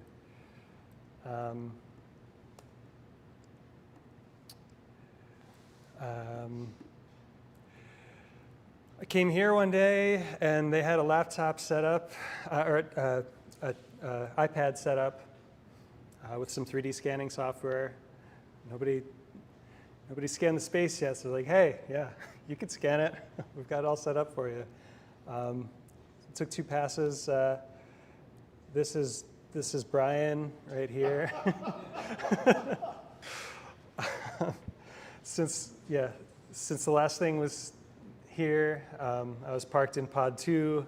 So you start in pod 2 and then fly out of it. I don't think anyone even really paid much attention. They just went straight up and explored the site. I originally hopped in when you brought it in the first demo, and I lifted up out inside of the pod walls. I lost my shit because I live here. And I'm like, this is so cool. And then when he blended it, it was kind of this like ruin, because the scan comes in so. It's like, let's work with that. And it was awesome. It was so good. And I really enjoyed it. And I think, a lot of people probably lost on them, but it was really cool. And it's kind of like, hey, you're doing this big project, why not? A lot of people just wanted to just go as fast, get out of here as fast as possible.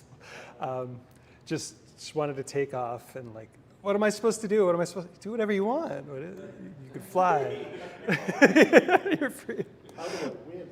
So every one of you guys appreciate before you put on the headset, there's a wall in front of you. Yeah. Door right Yeah. Notice it's more or less where there were some tables when I scanned it, so to put it in exactly the same spot, you'd be mid-table. Like anyone see that Philadelphia Experiment movie?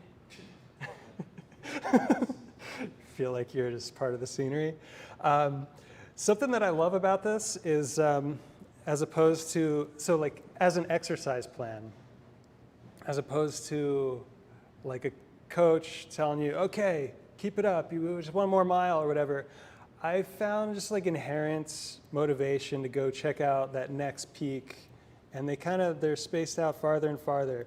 And it's like I didn't build any of the scenery. I just bought this beautiful mountain landscape for like $50 on the asset store, and it's just like a great way to explore other people's work.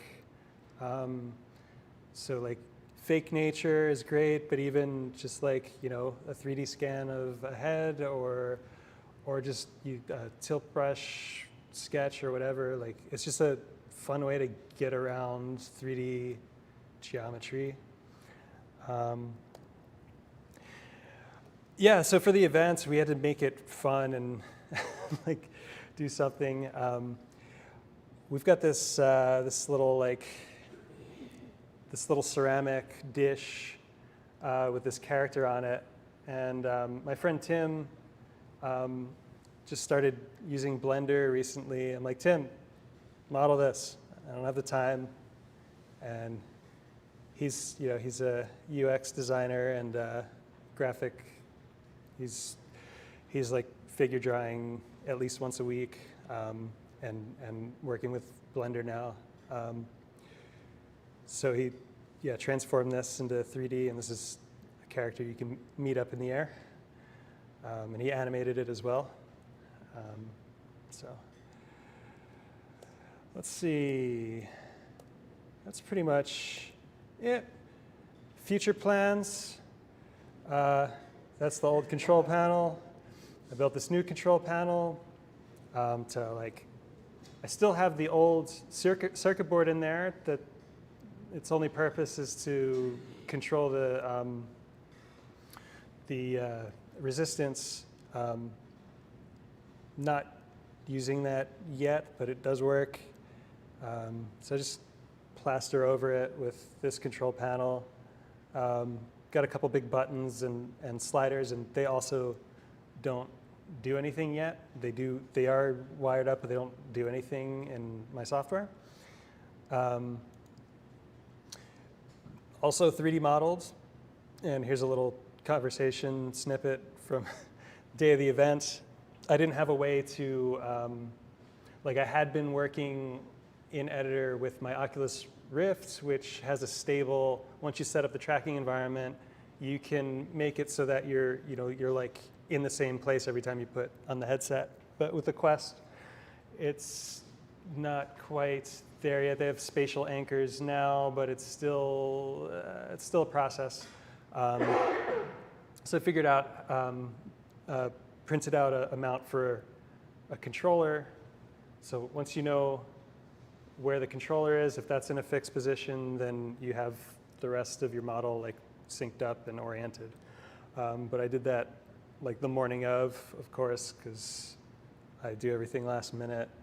And I said, hey, Brian, can you measure how much those screws are jutting out? Oh, perfect. It'll fit. And yeah, came here, plopped it on. It's just a great thing about having a digital double and 3D printing and stuff.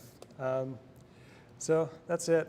Like I said, my name's Paul Christian. There's my GitHub. This isn't on my GitHub yet, but I plan to just put as much of the source code and plans as I can up there, and on Hackaday, and just if anyone is crazy enough to build one of these, then I would love it.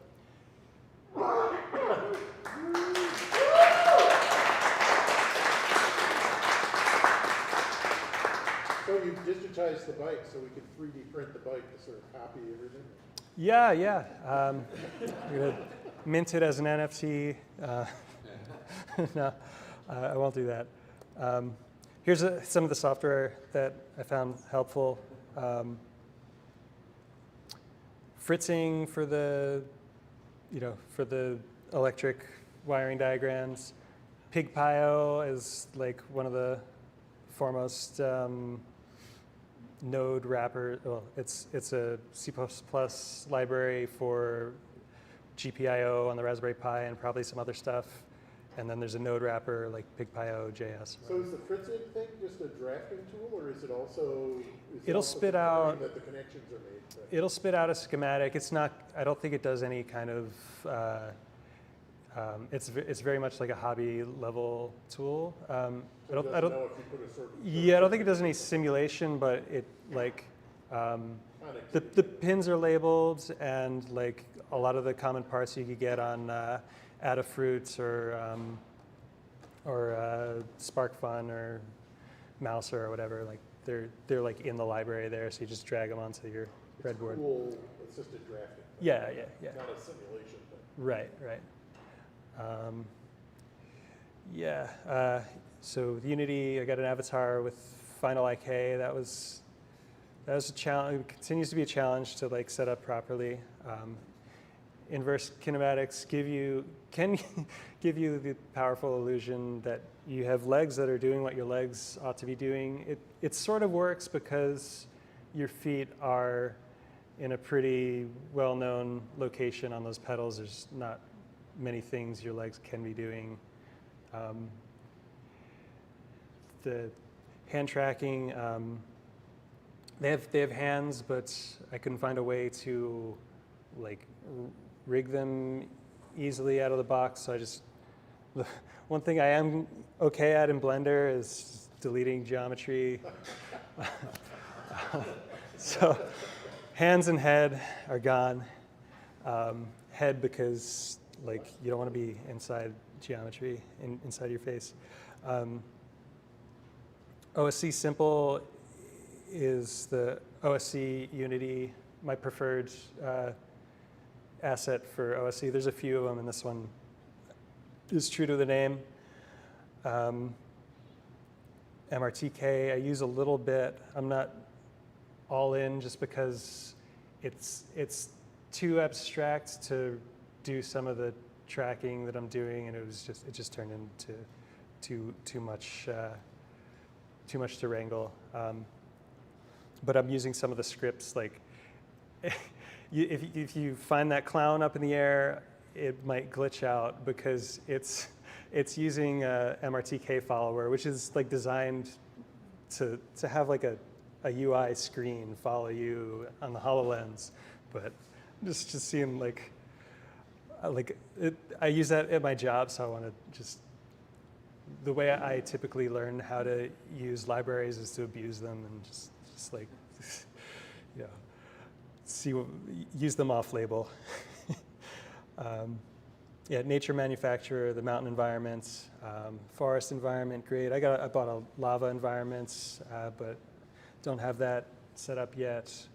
I've been hitting those sales, buying these virtual environments. 3D modeling, SCAD CLJ is like, if you like closure at all, it's so niche, but I've used OpenSCAD JS before, and this is just so more, this is more predictable and ergonomic, and it's just like, it's great.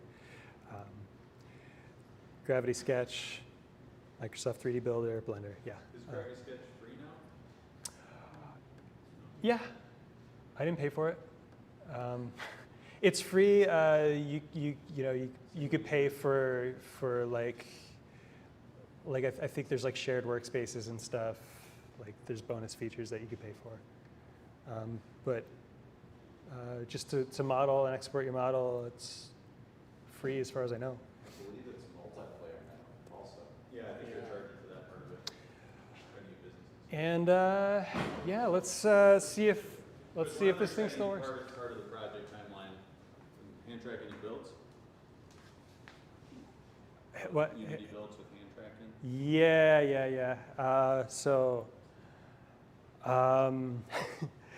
I was going to include a picture of just doing some unholy thing, and I was hot gluing a leap motion sensor to the front of my Quest, which has better hand tracking for this purpose built in, but what is it? So this thing is running HDRP. The rendering is not going to run on a Quest, and I was really like married to HDRP because like the awe and wonder of nature. But there is like a workaround where you get some in-between state where you have Quest hands in the Unity editor. So we're going to be running this demo in the editor. Would have loved to just make a Windows build, but you lose your hands that way, and Leap Motion wasn't cutting it. Meta is mean. Meta is mean. There's no other reason. There was a brief period where it worked by accident. Yeah, and then they cut it off. I can help get that. Is it on? Yep. Cool. We're going to try to unplug here from the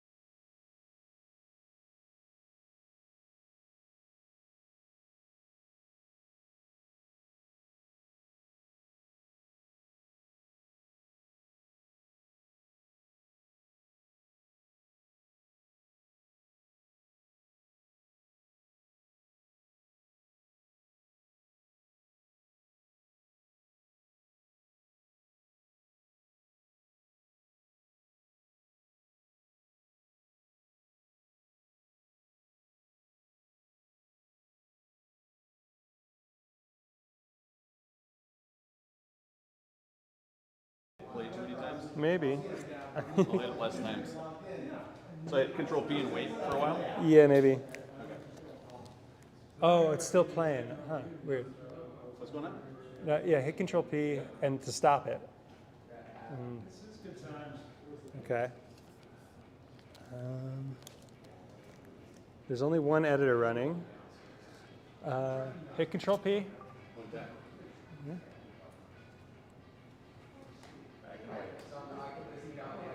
Yeah, there's a delay there. Yeah, love that delay.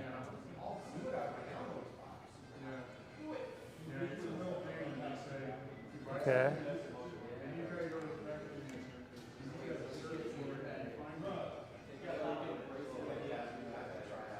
You gotta be kidding me. Is it jumping back and forth?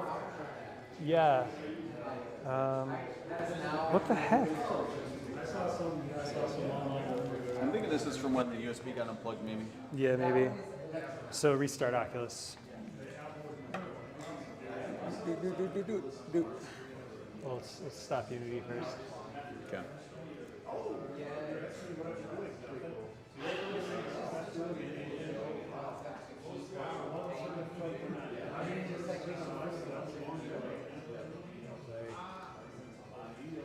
So it looks sane. So it looks fine. That looks fine. Well, it looks like a tracking problem. Yeah. Told you. I had to unplug it and charge it, so, Oh, yeah. so it would be. Think about that. Yeah.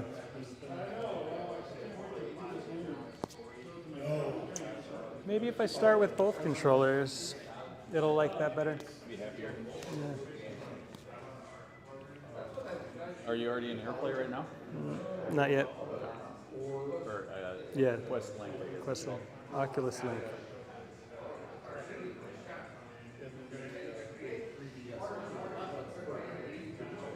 I'm in. Okay. Yep. Control P? Yep.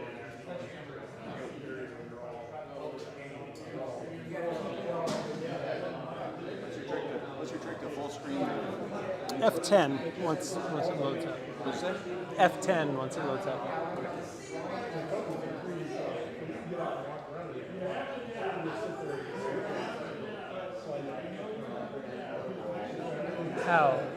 How? How am I over here?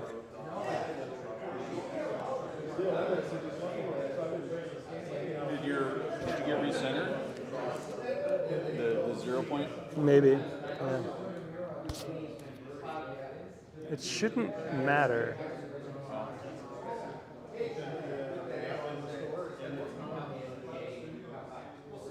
What the hell? Dude, why?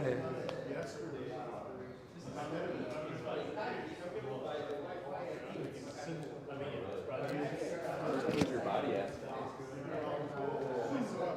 Oh, it's inside the airship. You're just not. Yeah, it's just like this isn't working at all. I don't understand. So you don't have to sit down and hit the Oculus recenter? No, you don't. Like you just, it's. So I made it so it works without Guardian. Oh, okay, now it works. Oh, yeah. I didn't do anything, and that worked. Yep.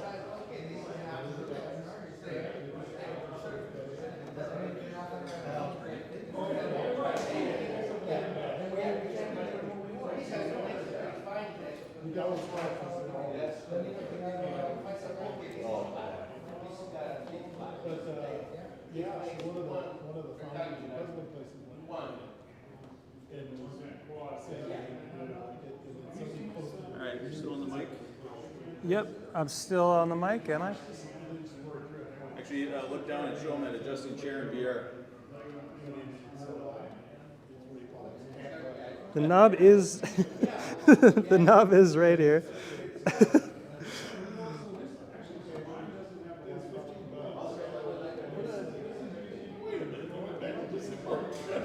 the chair is actually tracked. Yeah, there's a little bit of a delay.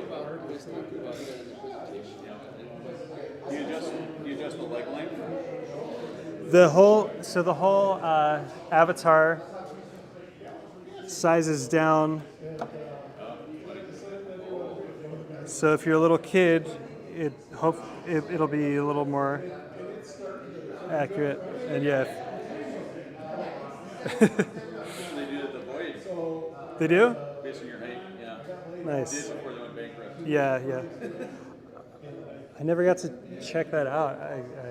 So you go into the Void with a bunch of large burly men, and you get them to sit on the ground, and they get like 2 feet tall with a large burly voice.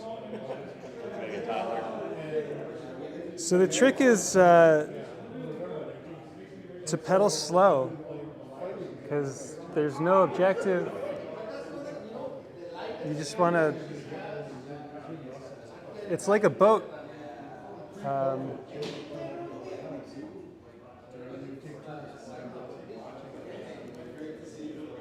You have momentum. You start pedaling and just kind of coast. But the coolest thing was So just to see embedded graphics on the Quest, it's crazy to see bloom and blur and fog. just got to turn it on. Well, not in the Quest. Oh, these wired in. Yeah. Done that, I'm trying to get a whole bunch of people to do some shadows. Everything we did that. I was playing around with some of the post effects and like there's like physical camera settings. I was playing around with that and just like using the controller to point a camera around, and it's fun. It's fun. Like you get really artistic with it. I want to build just like a tracked camera with a bunch of physical knobs and stuff, just to film in here. I like filming stuff. All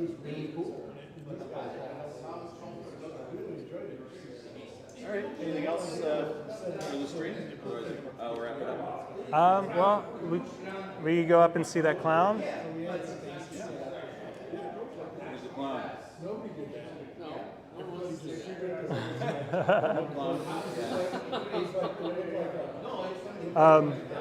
Yeah, you can see here, that's not a lake or anything. That's just like, if you were to use this asset to make a game, you probably just wouldn't go over there. And it's kind of fun. You can sort of judge distance by like how blurred out the graphics look. Atmospheric fog. Yeah. Looks like green stuff. No, it's Aurora Borealis, and it's also tied to your head. They've updated it since, and they probably have fixed that. But what I mean is even like. There's some camera yaw in the fog. Ryan, though, I think he thinks he's going to. Oh, there's a line. Yeah, I want to try it. That's just supposed to be fog. You're yawning because you had that too. Yeah, I know. He wasn't satisfied. I'm just kidding. What? That's terrible. Those mountains are actual geometry. Like you could get up there. It takes a long time, but I've done it. Look like your hands are kind of see-through sometimes. Yeah, they're like sort of. They've got a. The shader or whatever that fog is.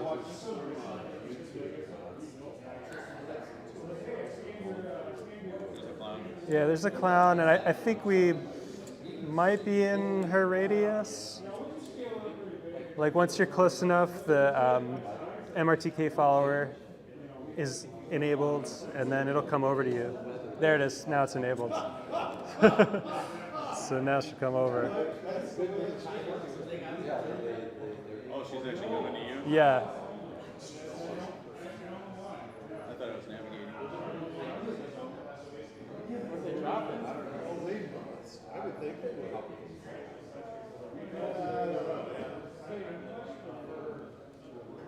I don't know. I never played it. I've never done it. I remember when it first came out. Someone turned the fan on? I think I quit doing voice back when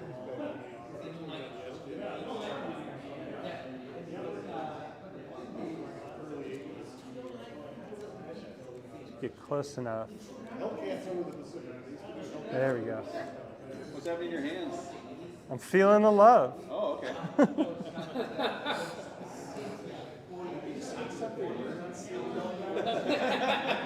What was that? There it is, there it is. Feeling the love made me wonder, is he seeing something? Yeah. Oh, there we go. He just sprayed something at us. That was the love. That love. Kill it! Kill it! It's throwing blood, I think. They're hearts. Oh, hearts, right. They're hearts. And then once you meet it, you have a friend for life. The follower is always on, so she'll just follow you around. Around the mountains. Yeah. Thanks, everyone. We're here by Paul. Oh, great talk. I'm Frank. Really cool. Thanks everybody for watching, and mark your calendar for the 4th Wednesday of next month of June. We'll be right here, and join us or watch online. Bye.